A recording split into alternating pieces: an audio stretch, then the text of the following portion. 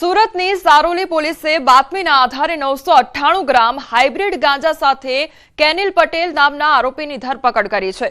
આરોપી યુવક જહાંગીરપુરા વિસ્તારનો વતની હોવાનું ખુલ્યું છે। આરોપી ગાંજો મુંબઈમાંથી અજાણ્યા ઈસમ પાસેથી લાવ્યો હતો અને સુરતના અક્ષય ઉર્ફે આઝાદ સોનીને આ ગાંજો આપવાનો હતો। કોઈને શંકા ન જાય એટલા માટે આરોપી ગાંજો સ્કૂલ બેગમાં લઈ જતો હતો। હાલ પોલીસે અંબાબાબ કોલેજ નજીકથી આરોપીને ઝડપી 30 લાખની કિંમતનો ગાંજો જપ્ત કર્યો છે અને એનડીપીએસ एक्ट हेठળ कार्यवाही हाथ धरी है। नियोल चेक पोस्ट के ईस्ट डायरेक्शन में एक सर्विस रोड पे हमें एक हाइब्रिड गांजा का जत्था बरामद हुआ है। इसमें 998 ग्राम हाइब्रिड गांजा है, मोबाइल फ़ोन है। टोटल मुद्दामाल की कीमत 30,04,000 रुपये है।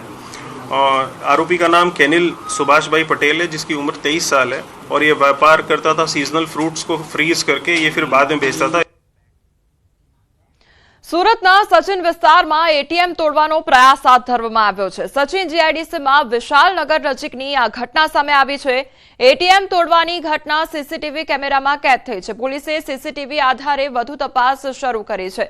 તો એટીએમ તોડવાનો પ્રયાસ હાથ ધરવામાં આવ્યો હતો અને આખી ઘટના સીસીટીવી ફૂટેજમાં કેદ થઈ છે।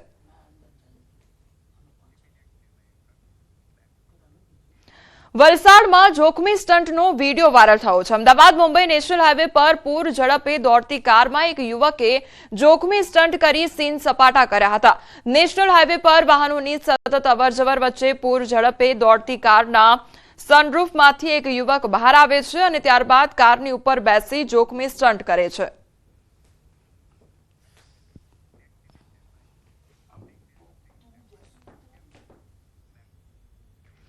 હવે સમાચારમાં આગળ વાત કરીએ બ્લાસ્ટની બળતરા વિશે।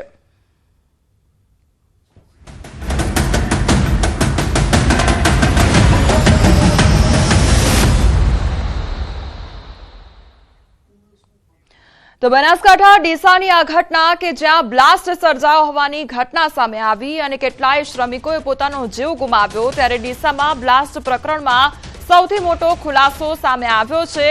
તો ડીસામાં બ્લાસ્ટ પ્રકરણમાં જે અપડેટ સામે આવ્યું છે, એક બાદ એક ખુલાસા થઈ રહ્યા છે। બનાસકાંઠા પોલીસે વધુ 4 શંકાસ્પદોને પકડી પાડ્યા છે। બ્લાસ્ટ પ્રકરણમાં બનાસકાંઠા એસપીનું નિવેદન સામે આવ્યું છે। તો બનાસકાંઠા પોલીસે વધુ 4 જે શંકાસ્પદો છે તેમને ઝડપી પાડ્યા છે। બ્લાસ્ટ પ્રકરણમાં બનાસકાંઠા એસપીનું નિવેદન સામે આવ્યું છે। ગેરકાયદેસર ગોડાઉન પ્રકરણમાં 4 શંકાસ્પદોની પૂછપરછ હાથ ધરવામાં આવી છે। મુખ્ય આરોપીઓને ભગાડવામાં મદદરૂપ હતા। તો મુખ્ય આરોપીઓ ઈડરથી ઇન્દોર ભાગવાના પ્રયાસમાં હતા અને શંકાસ્પદ આરોપીઓ એકાઉન્ટ સંભાળતા હતા। મુખ્ય આરોપીઓના સાબરકાંઠામાં પણ ગોડાઉન છે। આરોપીઓનું સાસરિયું સાબરકાંઠા છે। જે આરોપીઓ છે તેની સાબરકાંઠામાં પણ આ જ પ્રકારના એ લોકોના ફટાકડા સાથેનો વ્યવસાય સાથે સંકળાયેલા એ લોકોના ગોડાઉન છે। એ લોકોના શાસ્ત્રીય પક્ષ પણ ત્યાં થાય છે અને સાથે સાથે આ લોકો જે છે એ ભાગ્યા છે ત્યારે કેટલાક લોકોનો સંપર્ક કરેલો હતો। પોલીસે આ 2 આરોપી સિવાય બીજા 4 જેટલા આરોપીઓને હાલમાં પૂછપરછ માટે પોતાની પાસે અહીંયા રાખ્યા છે કે જેમાં એ લોકોને ભગાડવામાં એમની સાથે હતા અને કેટલાક લોકો જે છે એમના મોબાઈલ ડિસ્ટ્રોય કરવામાં એમની સાથે હતા અને સાથે સાથે આમનું જે એકાઉન્ટ સંભાળી રહ્યા હતા, એટલે કે જે એકાઉન્ટના જે એમના અધિકારીઓ હતા એ સાથે છે, એમનું જીએસટીનું સંભાળીવાળા સીએના અધિકારીઓ હતા એ પણ એમની અમારી સાથે છે। એ બધાને પણ અહીંયા લેવામાં આવ્યા છે અને આ લોકો જે છે એ બંને આરોપીઓ એ હાલમાં ઈડરથી થઈ અને એ લોકો ઇન્દોર તરફ ભાગવાના પ્રયાસમાં હતા અને મીનવેલ પોલીસે છે એમને પકડી લીધેલા છે। સુરતના રાંદેર વિસ્તારમાં બારેમાસ ફટાકડાનું વેચાણ કરતા દુકાનદારોને ત્યાં પોલીસે ચેકિંગ હાથ ધર્યું છે। સ્પેશિયલ વિભાગના ડીસીપીના આદેશ બાદ દુકાનો અને ગોડાઉનમાં ચેકિંગ કરવામાં આવ્યું। નિયમ અને પરવાનગી મુજબ ફટાકડાનું વેચાણ કરાય છે કે નહીં તે અંગે તપાસ કરવામાં આવી। ફાયર સેફટી સહિત તમામ નિયમોનું પાલન કર્યું છે કે નહીં તે બાબતની પણ તપાસ કરવામાં આવી। સાથે જ પોલીસે જણાવ્યું કે તપાસમાં કોઈ ખામી કે બેદરકારી દેખાશે તો કાર્યવાહી પણ કરવામાં આવશે। અમારા રાંદેર પોલીસ સ્ટેશન વિસ્તારમાં જે કંઈ ફટાકડા વિક્રેતા લાયસન્સ હોલ્ડર છે તે તમામની જગ્યાએ અમે વેરિફિકેશન કરી રહ્યા છીએ। તેઓ નિયમ મુજબનું લાયસન્સ ધરાવે છે કે કેમ, જે લાયસન્સની રિન્યુઅલ ડ્યુ ડેટ તો નથી ને, મતલબ કે ઇન પીરિયડ લાયસન્સ રિન્યુ કરાવેલ છે કે કેમ, લાયસન્સમાં જણાવ્યા મુજબનો જથ્થો મેન્ટેન કરે છે કે કેમ, તેમજ યોગ્ય પ્રમાણપત્રો મેળવેલા છે કે કેમ, ફાયર સેફટી વગેરે। અને એ ફાયર સેફટીના જે સાધનો છે એ પણ યોગ્ય વેલિડિટી વાળા છે કે કેમ એ વગેરે અમે ચેક કરી રહ્યા છીએ. બનાસકાંઠાની ઘટના બાદ પોલીસ હવે એક્શન મોડમાં આવી ગઈ છે. અમદાવાદમાં પોલીસે તપાસ હાથ ધરી છે. શહેરમાં ફટાકડા બનાવતી ફેક્ટરી અને ગોડાઉનમાં તપાસ કરવામાં આવી રહી છે. અમદાવાદ ગ્રામ્ય વિસ્તારમાં પોલીસની તપાસ હાથ ધરવામાં આવી છે. તેમજ વાંચ ગામમાં પોલીસની તપાસનો ધમધમાટ શરૂ કરવામાં આવ્યો છે. પોલીસે વાંચ અને કઠવાડા, હીરાપુરા ગામમાં વિવિધ ટીમો બનાવીને તપાસ શરૂ કરી છે. અમદાવાદ ગ્રામ્ય જિલ્લામાં કુલ 75 જેટલા ફટાકડાના ઉત્પાદન, સંગ્રહ અને વેચાણના લાયસન્સ ધારકો આવેલા છે.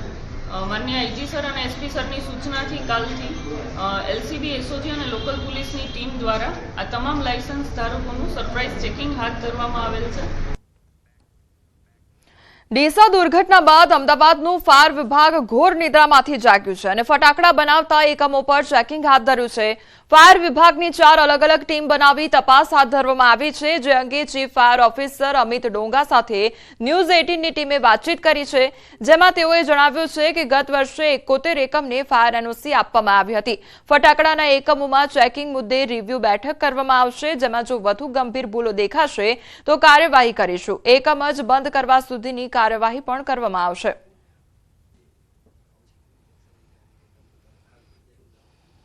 ડીસામાં ફટાકડાની ફેક્ટરીમાં વિસ્ફોટ થતા અનેક નિર્દોષ લોકોના મોત થયા છે, ત્યારે તેના પડઘા સમગ્ર ગુજરાતમાં પડ્યા છે. અમદાવાદ મહાનગરપાલિકાના ફાયર વિભાગ દ્વારા પણ અમદાવાદની આસપાસ આવતા જેટલા પણ જે ફાયર એટલે જે ફટાકડા બનાવી રહ્યા છે તે એકમો ઉપર તપાસ હાથ ધરવામાં આવી રહી છે અને કડકમાં કડક પગલાં લેવામાં આવી રહ્યા છે. જોડાયા છે અમદાવાદ મહાનગરપાલિકાના જે ચીફ फायर ऑफिसर से थे अमित डोंगा. सर, किस तरह से बात करें, क्योंकि जो दिशा में जो घटना बनी है, किस तरह की यहाँ पर इम्पैक्ट पड़ रही है? अहमदाबाद महानगर पालिका जो फायर डिपार्टमेंट है किस तरह का वर्क कर रहा है? फील्ड में कितने लोग अभी है? कितने लाइसेंस इश्यू या फिर रजिस्ट्रेशन कितने हुए थे फायर के अहमदाबाद फायर के डिपार्टमेंट में? सर, जो दिशा का इंसिडेंट हुआ उसके बाद से हमारी कामगिरी शुरू है फील्ड में.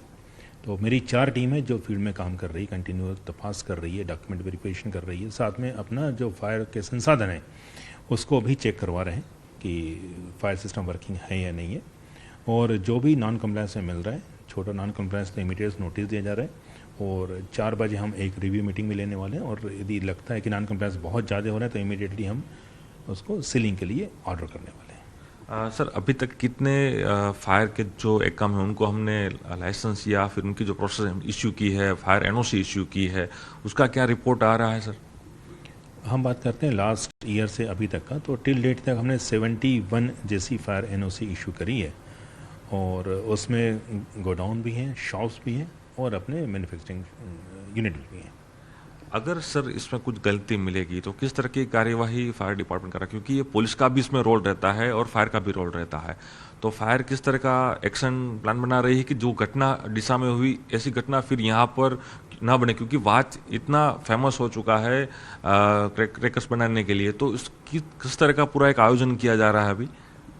यस, फायर डिपार्टमेंट मेनली काम करता है लाइफ सेफ्टी के लिए फर्स्ट, देन हम बात करते हैं फायर प्रोटेक्शन की. तो जब हम लाइफ सेफ्टी बात करते हैं तो यदि इन केस हमें ऐसा लगता है कि यहाँ पे दुर्घटना होने के चांसेस हैं और लाइफ सेक्रीफाइस हो सकती है तो इमीडिएटली उस यूनिट को पार्टिकुलर यूनिट को हम शटडाउन करवा देंगे. जी ચોક્કસ. આ હતા ફાયરના જે ચીફ છે તેઓ કહી રહ્યા છે કે ફાયરને લઈને કોઈપણ પ્રકારની જે કહી શકાય કે કામગીરી હાલ કરવામાં આવી રહી છે. તમામ જે ફાયર સ્ટેશનો જે ફાયરના અધિકારીઓ છે તે હાલ જે ફટાકડા બનાવતા જે એકમો છે ત્યાં તપાસ કરી રહ્યા છે અને એક રિવ્યૂ બેઠક બાદ નિર્ણય લેવાશે કે વધુ આ કઈ તાની પર કાર્યવાહી કરી શકાય. કેમેરા અમિત શર્મા સાથે પ્રણવ પટેલ, ન્યૂઝ 18 અમદાવાદ. સુરતના ઉત્તરાયણમાં મહિલા તબીબ સાથે 14.33 કરોડ રૂપિયાની છેતરપિંડીની ફરિયાદ નોંધાઈ છે. મહિલા તબીબના પતિ અને સસરાએ જ કરોડોની છેતરપિંડી કરી છે. ઉત્તરાયણ પોલીસે આરોપી પતિની ધરપકડ કરી. 42 વર્ષીય તબીબ નમ્રતા વિરડિયાના લગ્ન મહારાષ્ટ્રના ડેન્ટિસ્ટ તુષાર પ્રકાશ ભારંભે સાથે થયા હતા. ડોક્ટર નમ્રતાના આઈવીએફ સેન્ટર અને નર્સિંગ હોમનો આર્થિક વ્યવહાર પતિ તુષાર સંભાળતો હતો. સેન્ટર માટે ડોક્ટર નમ્રતાએ લોન પણ લીધી હતી. 2020 બાદમાં તુષારે લોન ભરપાઈ થઈ ગઈ હોવાનું કહ્યું હતું, પરંતુ બાદમાં બિલ્ડરને 2 કરોડ આપવાના બાકી હોવાનું ખુલ્યું હતું. એટલું જ નહીં, આરોપી તુષાર અને તેના પિતા પ્રકાશ બારંબે નમ્રતાબેનના નામે ખોટી આવક બતાવી અને આઈટીઆર ફાઇલ કરી મોટું કૌભાંડ આચર્યું હતું. ખોટા આઈટીઆર અને ખોટી સહીના આધારે 10 બેંકોમાંથી 14.33 કરોડની લોન લીધી હોવાનું સામે આવ્યું હતું. આટલી મોટી છેતરપિંડી કરી હોવાનું બહાર આવતા ડોક્ટર નમ્રતાએ તુષાર સાથે છૂટાછેડા લઈ લીધા હતા. તે સમયે થયેલા કરારમાં લોનની જવાબદારી તુષારે લીધી હતી અને લોન ભરવાની બાંહેધરી પણ આપી હતી. જોકે તુષારે હપ્તા ન ભરતા બેંકે ડોક્ટર નમ્રતા પાસે ઉઘરાણી શરૂ કરી હતી, જેને લઈને ડોક્ટર નમ્રતાએ ફરિયાદ નોંધાવતા ઉત્તરાયણ પોલીસે આરોપી તુષાર બારંબેને ધરપકડ કરી કાર્યવાહી હાથ ધરી છે.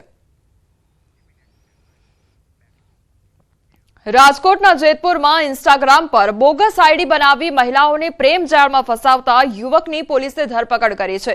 આરોપી જેતપુરના યુવકનું ફેક એકાઉન્ટ બનાવી મહિલાઓનો સંપર્ક કરતો હતો. મહત્વનું છે કે થોડા દિવસ પહેલા જેતપુરમાં ઇન્સ્ટા પરથી મેસેજ કરવા બાબતે માર માર્યો હતો. સમગ્ર મામલે પોલીસે તપાસ શરૂ કરી તો ખુલાસો થયો કે અન્ય યુવક ખોટી આઈડી બનાવી મહિલાઓને મેસેજ કરતો હતો.